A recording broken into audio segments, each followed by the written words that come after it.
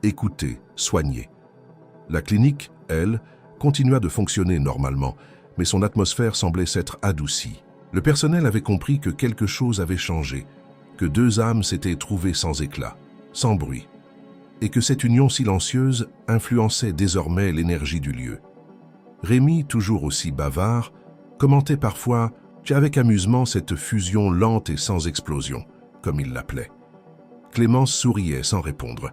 Jean-Baptiste levait les yeux au ciel, mais son regard restait plein de gratitude.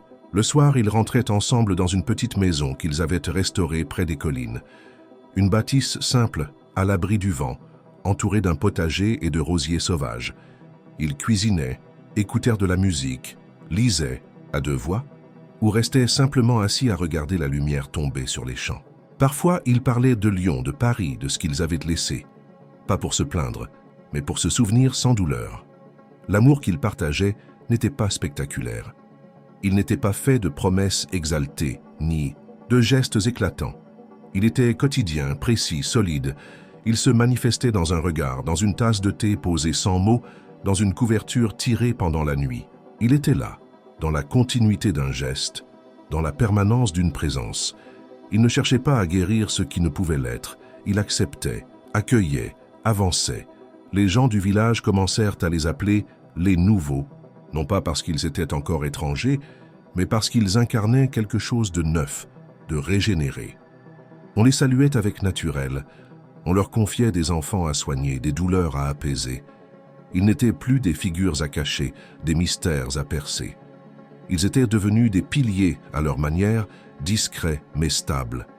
Un à un. Après l'arrivée de Jean-Baptiste à Collonges, ils organisèrent une fête simple dans le jardin de leur centre de santé.